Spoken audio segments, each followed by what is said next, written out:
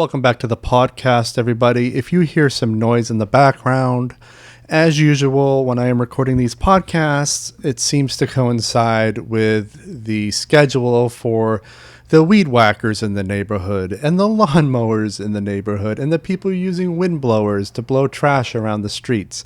I don't know why this is, but for some reason, every time I record a podcast, these guys come out of the woodwork to make as much noise as possible. It just seems to be the nature of the universe up in this area. And from what I understand, that's usually the case with so many people. You know, some of the writers on Twitter will talk about how the moment they sit down to start writing on the back porch, somebody starts up a lawnmower. And it's just, you can't really solve this problem unless, of course, you live in an HOA where there might be rules to when you can mow the lawn and whatnot. But yeah. So sorry about the noise if you do indeed hear some background noise. So I do have an update for you guys. I have some news. I have some wonderful news, which I'm going to tell you towards the latter half of this podcast. I just wanted to update you on some current proceedings. One, our season is now off and running. Welcome to season 3. By the time you hear this, 2 interviews would have been released, and we're off and running. I'm still working on my writing. I'm still developing my next film. I'm still doing what it is that I do. So, what is up with my projects? We'll start with that first. I just got off the phone call with a friend of mine who has a location that I plan on using for my monster movie. And they'd called me this morning to ask what the status was. Do I have a timeline and all that? And I'm like, well, I really don't. I still haven't designed the monster. I still haven't done any casting. I'm on my own here. And we were talking about how hard it is to find really good collaborators who can just jump on board a project and support your vision as a creative. It's really, really hard to find that. And she was asking me well, would we be better off finding people on the West Coast? And I'm like, I don't think so. Here's why. My experience has been in New York, you'll basically just have a lot of disgruntled freelancers who, no matter how much money you throw at them, it's really just a job. They're trying to get through their day so they can get to the bar and drink with their friends. That's been my experience for 20 years living here, operating here. No matter what my budgets were, it just seemed like when I tapped into the freelance sector, I just kept running into just disenchanted people who just weren't into it, which doesn't make any sense to me.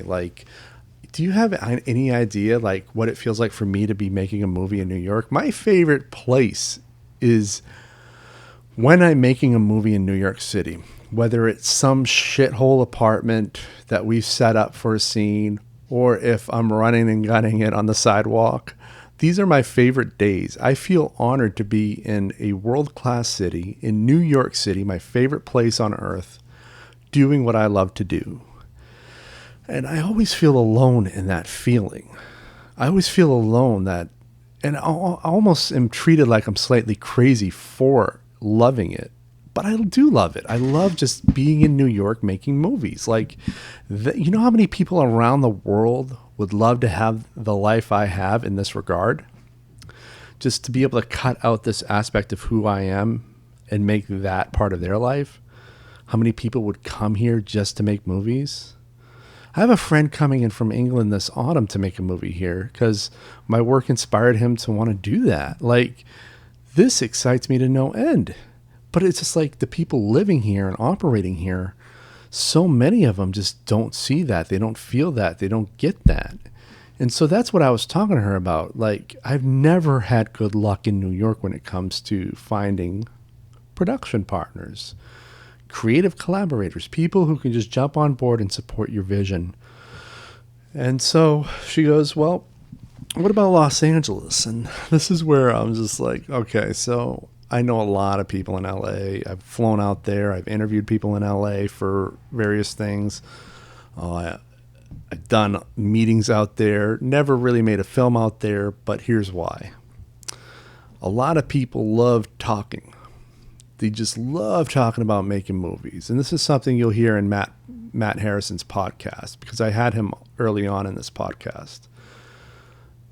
He talks about when he came to LA for the first time. He had just won Sundance. He was ready to make the next movie, and everybody just loved talking to him about making movies, but nobody was actually willing to ever truly make a movie. And it bugged him to no end, and it would bug me to no end. And it's just like, yeah, you like talking about how you know, not Matt, but just other random people would talk about how, like, oh, I was up for this part with this big name actor, but I didn't get it. I lost it to so-and-so. It's like, okay, so why are you telling me? Why don't you just make your own movie? But they love talking about how they were up for something. Oh, I was up for this, or I was up for that. I was in a meeting with so-and-so, but I didn't get it. And it just seems like the highlight of their day is being up for something that's starring someone. And it's just like, you know what? Why don't you make your own movie or partner with somebody who wants to make a movie? Do you know how many Matt Harrisons are coming out of the festival circuit ready to make their next movie? Like, why don't people partner with one another and make their own damn movies? And that's sort of what my philosophy has been for 20 years now, where I'm just like, I'm just going to keep doing it. Once I do a movie, I'm going to put it out there, and then I'm going to do the next one. I'm going to put that out there, then I'm going to do the next one. And that is the life of an independent filmmaker, an independent creative, an independent artist, and that's how I sort of keep going. Now, the gaps between my projects are getting wider, of course, because one, my projects are getting much more complex. I'm doing a lot more than I was doing before. I have the podcast, my noveling has picked up, my poetry writing has picked up, and of course, my freelancing has picked up quite substantially. And so really filmmaking went from being my main thing and my main sort of identifier, it was my identity, to just being a part of a bigger platform. And that's the other thing too, is the reason the monster movie is taking so long to get off the ground is because I am managing a big platform now.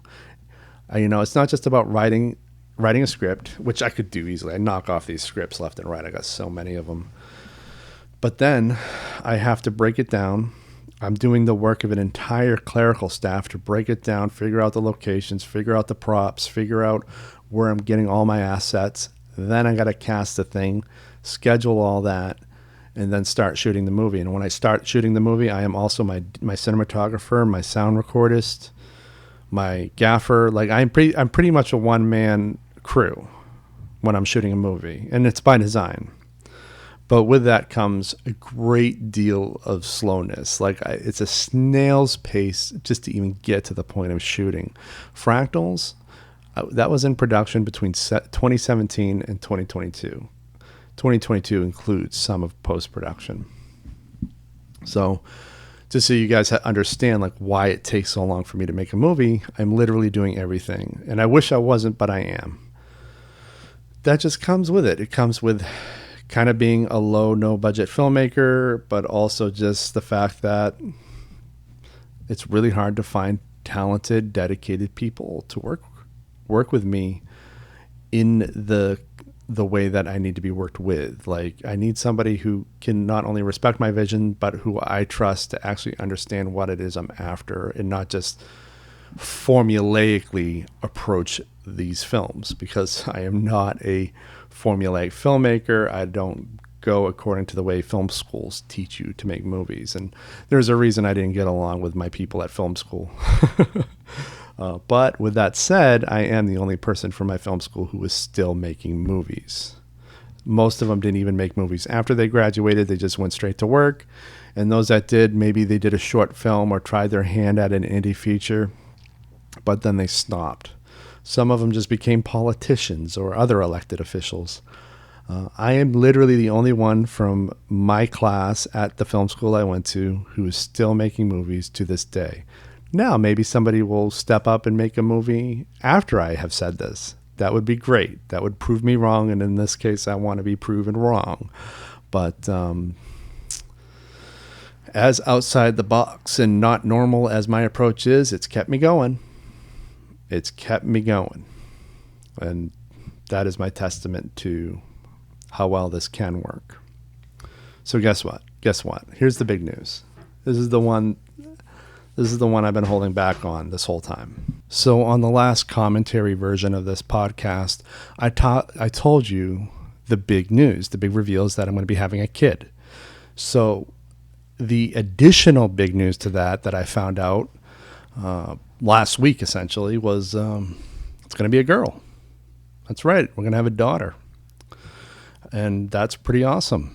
So big news on top of big news. And I'm not going to tell you the name.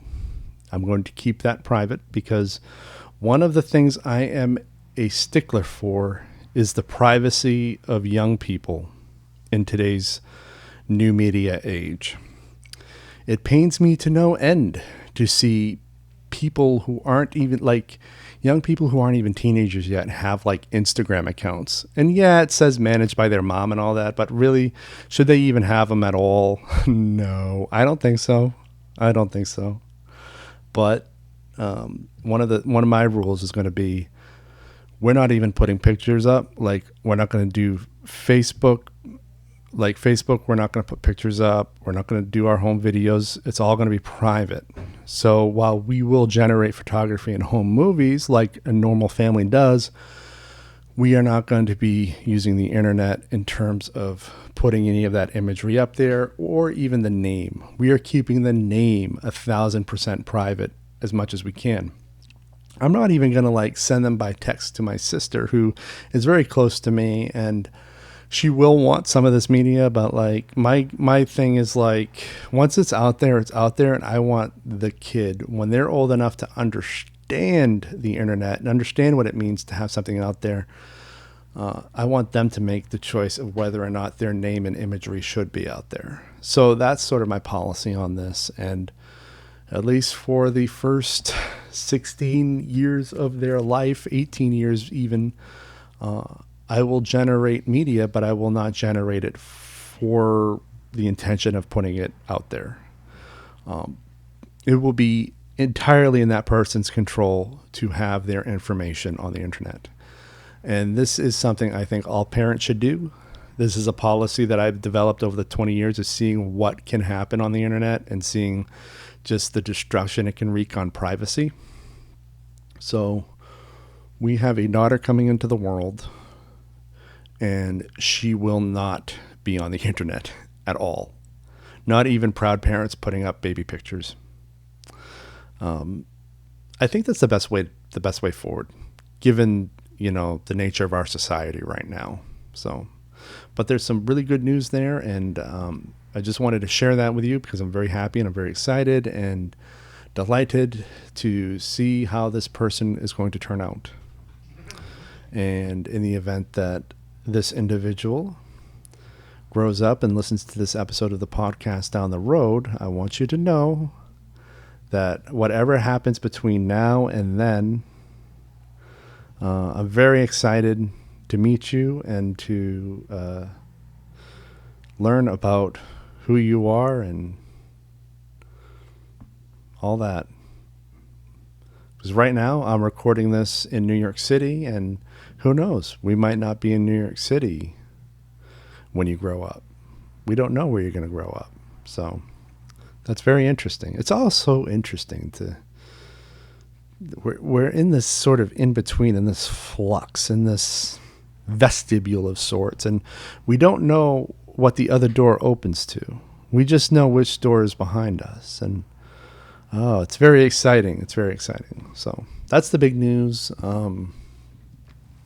And I'll keep you guys updated on that, on how things go and whatnot. But yeah, we've been looking for a house. That's taken up a lot of my energy and sort of mental power. That's really hard because we are trying to transplant to another part of New York in the Northeast. We're looking in various other states too. And it can be very time consuming to relocate to another area because, one, I have to day trip to these specific areas to look at places. And sometimes I'll go up to places and the real estate brokers aren't 100% honest about things. Like there's one broker we're dealing with right now who I'd scheduled the time to see a house that I liked, and she's like, well, do you want to see any other houses in the area? I'm like, okay, here's a list of all the properties I'd like to see while I'm up there. And I get up there, and she's like, oh, well, every single property except for this one went into contract overnight. I'm like, really? All of them went into contract overnight in this rundown neighborhood that nobody's looking in? Really? How convenient that the only house on the market, which has been on the market since February, and even before that, they tried to sell it over the past 20 years and they couldn't sell it. Like, it was on and off the market for 20 years. They couldn't sell it. How convenient for her that this is also the only house that didn't go into contract overnight.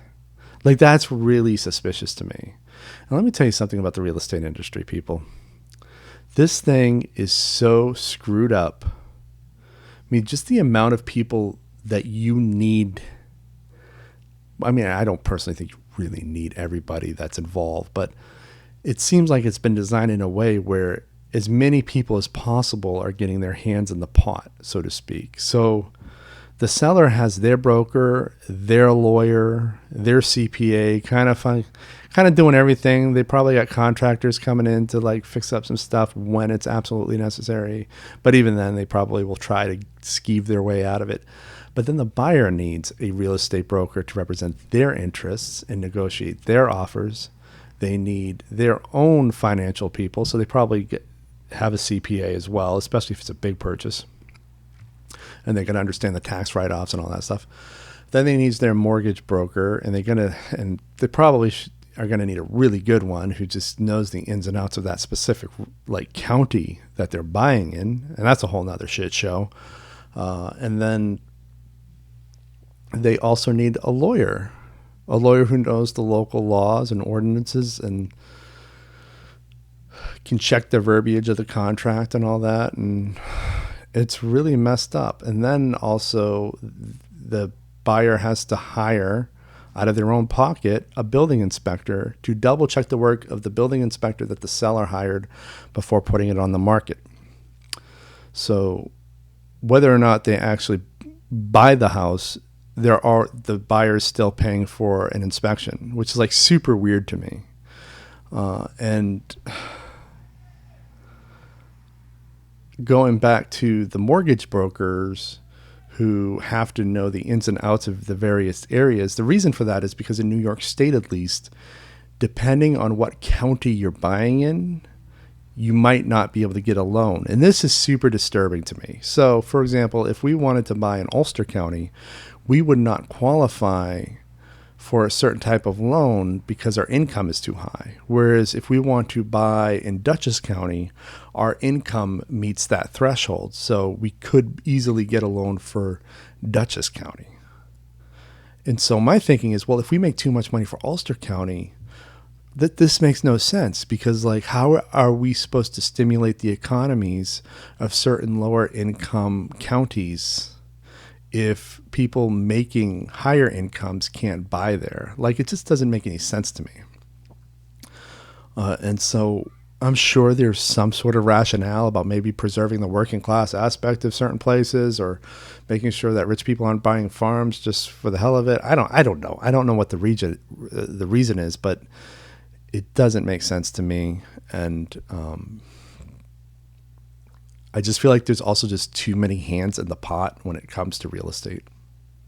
Anyway, I'll keep you updated on whether or not we actually end up buying a house and where, well, not where it is, but what the vibe is. Is it going to be suburbia? Probably not. Suburbia terrifies me. Is it going to be country? Maybe. I always wanted a farm that wasn't a farm. Like, I like the idea of having a ranch that's really just kind of an arts sanctuary.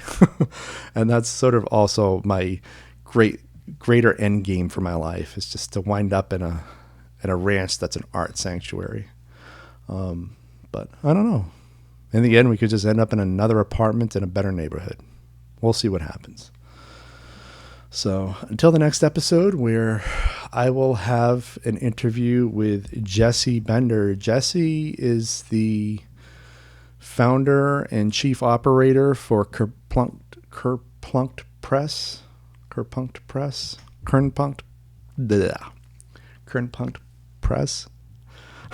Kerplunked is a Green Day album. Kernpunkt is her press.